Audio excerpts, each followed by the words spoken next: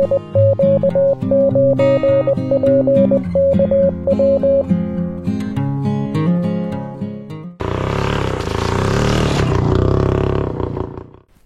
wszystkim, z tej strony Andrzej, Stefan Kłebek 9, Paweł, Karol Lewanda.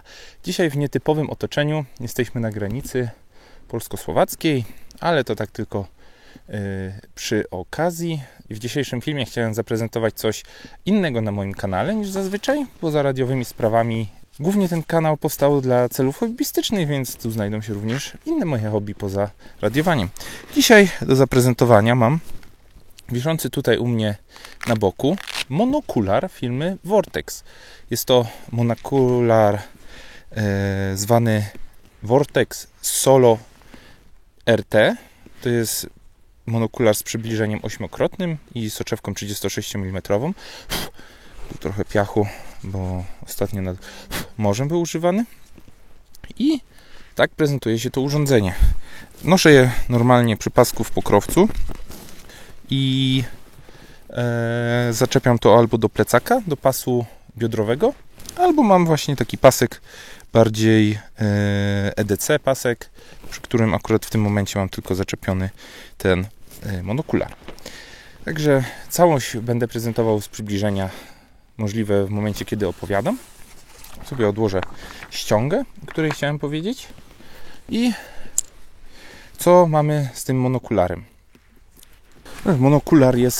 Monookular wyposażony jest, zaczynając od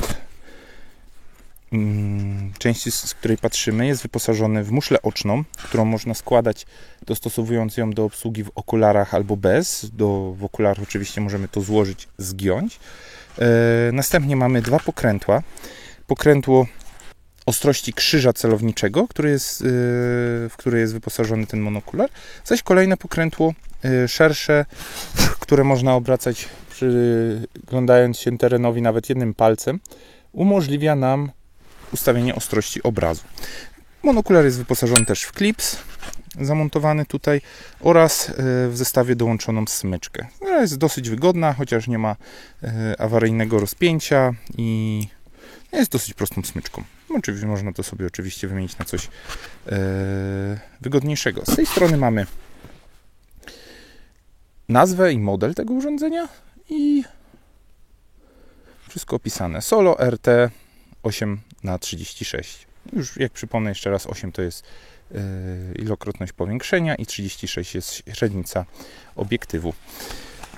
Pokrowiec do monokularu jest wykonany dosyć prosto i nie umożliwia pełnej ochrony tego urządzenia, dlatego w tym miejscu zastanowiłbym się nad poprawieniem tego, ewentualnie doszycie więcej rzepu samodzielnie i zrobienie tego dosyć ciaśniej i solidniej, ponieważ ten rzep jest dosyć miękki i jest za dużo miejsca na monookular w pokrowcu i lata to i powoduje, że szarpnięciami jest w stanie się wyrwać. Tak samo mocowanie do paska jest dosyć luźne i prawdopodobnie monokular mógłby się zerwać bądź wypaść. Przy bieganiu nie czuje się tego jako bezpiecznie zabezpieczone urządzenie optyczne. Krzyż celowniczy sam w sobie jest wyposażony w 4 sylwetki postaci, które mogą w łatwy sposób oddzielić odległość do pożądanego obiektu. W tym wypadku są to sylwetki ludzkie. Tak, teraz przyceluję bez okularów. Jak najbardziej obraz mam już dosyć wyostrzony. Na wieży kościoła w najbliższej wiosce. Obraz dosyć drga, trzeba to sobie bardzo fajnie ustabilizować. Muszla oczna jest bardzo fajnie dopasowana do kształtu twarzy, aczkolwiek w moim wypadku, gdy używam tego w okularach, to nie gra tak dużej roli i preferuję złożoną opcję, chociaż mój wzrok w okularach jest na tyle dobry, że normalnie widzę, to ściąganie i zakładanie okularów jest dosyć kłopotliwe. W terenie szczególnie. I opcja przyłożenia tego ze złożoną gumą do okularów bardzo to ułatwia. Teraz przyłożę to do okularów i trzymając to przy okularze normalnie widoczność jest prawie identyczna jak bez okularu.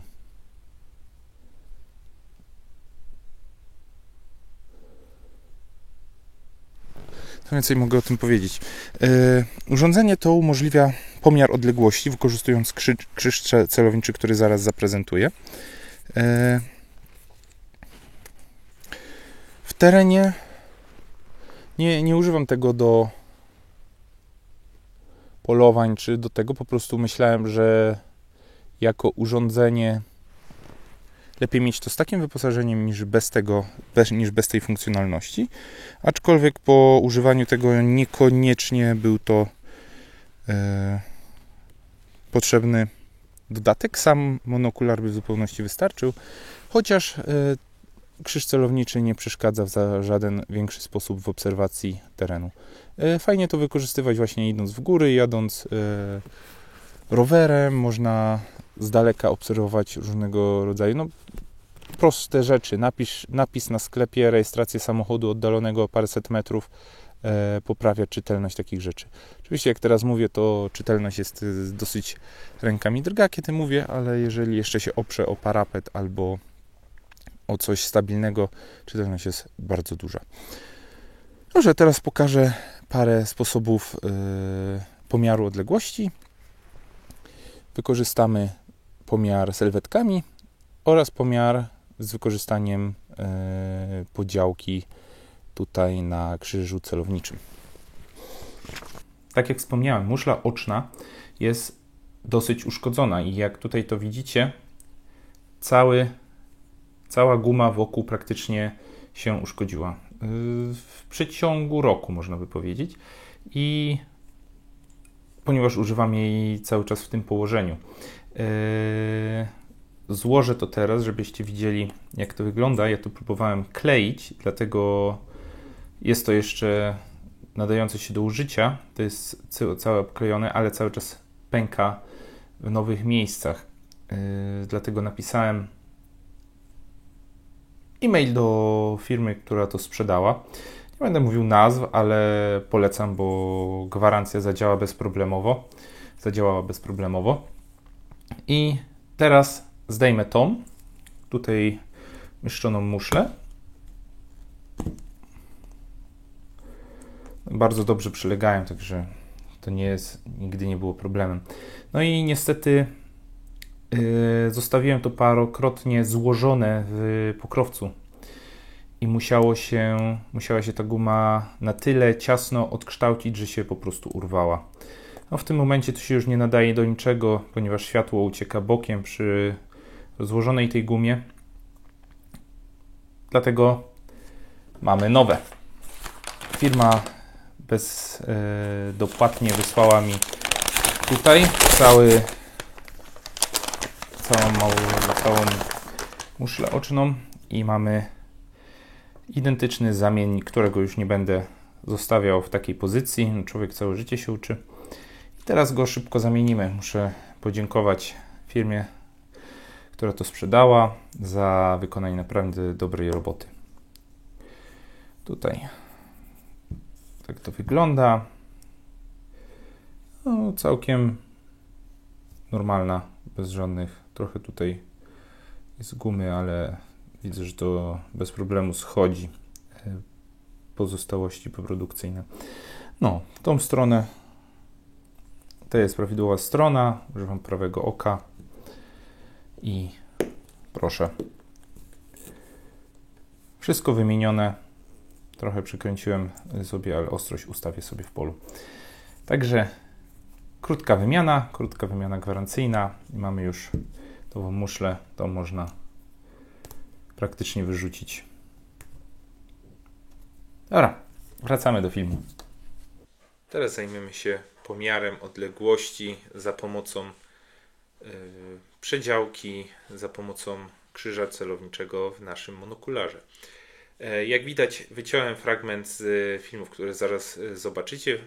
Tam jest kilka ponownych odtworzeń różnych sytuacji, w których coś mierzyłem, ale zajmiemy się tylko tym obrazem.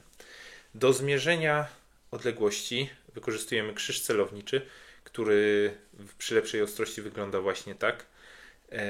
Na tym krzyżie widzimy podziałki na pojedyncze radiany i pogrupowane w radiany po 5, które pozwalają na szybkie określenie wielkości obserwowanego obiektu. No i w tym wypadku mamy do czynienia z koszem, którego wysokość znamy. Zajmuje około 3-4 miliradianów i do obliczenia odległości potrzebujemy wzoru,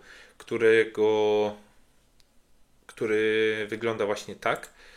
Jest to znana nam wielkość celu, wyrażona w metrach, nie w centymetrach, w metrach, razy 1000 i wszystko to dzielimy przez ilość zmierzonych miliradianów. Same miliradiany na celu można zmierzyć niekoniecznie od 0, można sobie wybrać na przykład od 5 do 8. Tak jak to jest zawsze 3, nie musi być od 0.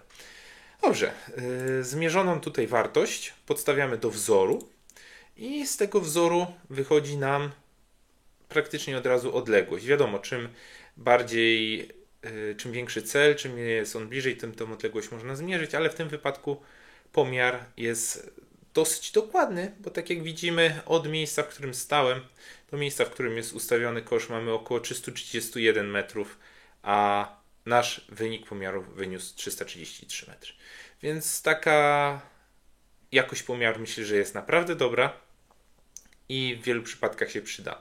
Na filmach można też zauważyć, jak próbuję przymierzyć wielkość postaci tej na krzyżu celowniczym do maszerującej postaci w terenie i to również pokazuje mniej więcej tą odległość 300 metrów, bo jest w podobnej okolicy, w podobnych warunkach nagrane. Także zapraszam do oglądania tych kilku przerywników i do zobaczenia następnym razem. Cześć 73 i do usłyszenia.